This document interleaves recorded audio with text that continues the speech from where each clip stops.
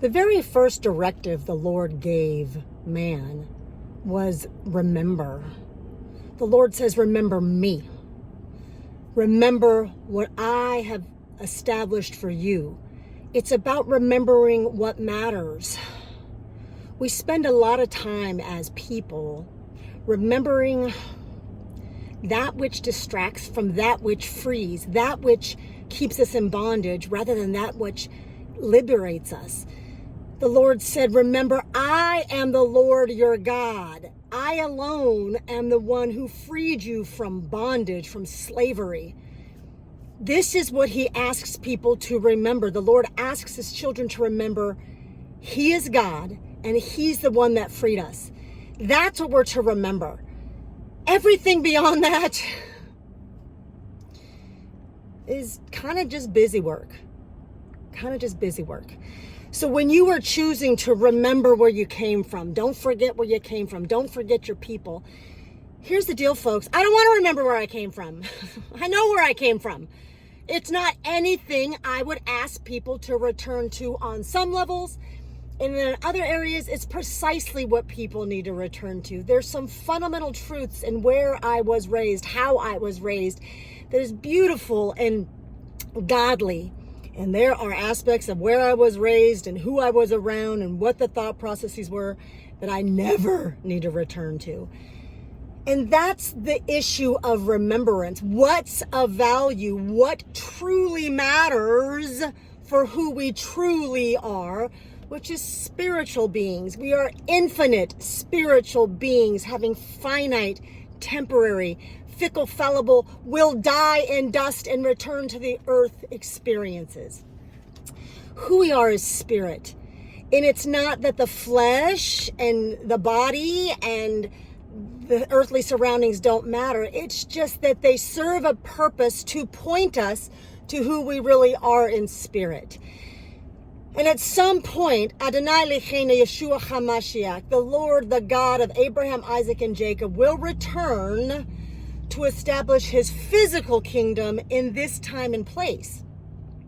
He has this celestial kingdom from whence we came. We came out of that celestial kingdom. He brought us into this physical kingdom for the time that we are in, to remember what matters, to walk and talk and speak and seek after what matters, him, that he who freed us from slavery. And to stay in this temporal time and space in that truth, spreading that truth, operating in the physical until he returns to establish his eternal kingdom. And then I don't know what it will look like. It will be better than this, perfect. All the beauty, those moments when you feel and you know true love and true peace. And true sense of self and belonging, transcendence within yourself, purely, naturally, without drugs. That's what it'll be. And the rest, I don't know. So remember what matters, and therefore practice what he tells you to practice, what he commands you to practice, what he gives you very strong words to do, which is Shabbat. Cease, desist, rest.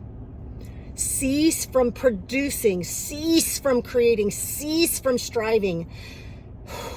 Just kind of be with my people, be with me, be in my kingdom. Thy kingdom come, thy will be done on earth. One day a week.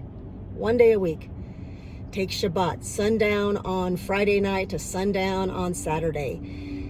One day a week.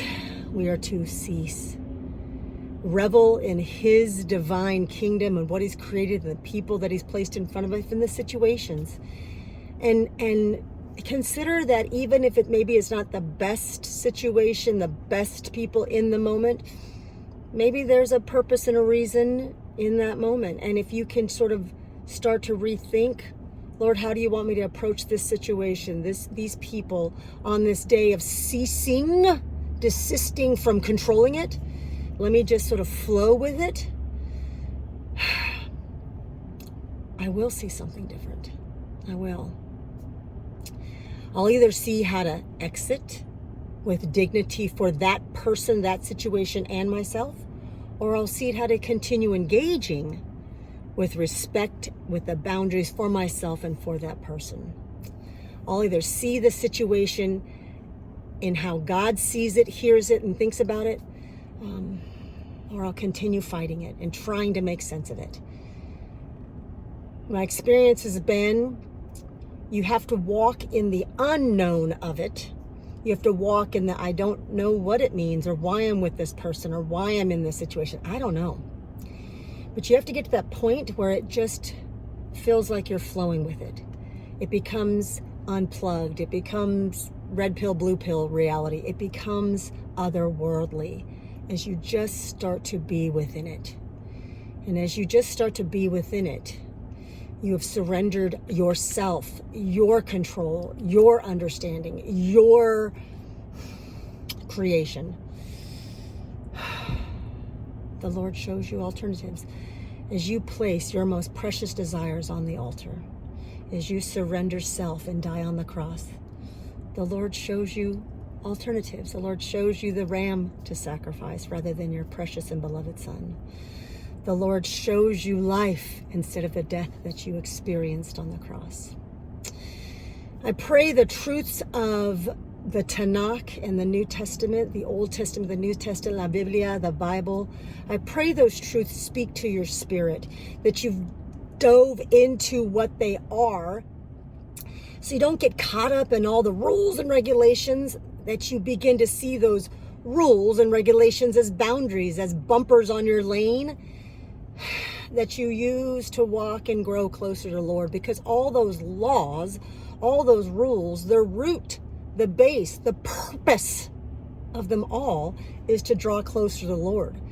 Because as you rein yourself in and draw closer to the Lord, the world opens up. Opportunities open up. As the road gets so narrow that it's very, very pinhead point narrow, and that's all you see is him, and almost all you see is nothingness. It's like he opens up the heavens. He opens up the floodgates. I pray this speaks to you today. I pray that you enter a new Shabbat, a new time of ceasing and desisting from creation, ceasing from fighting against.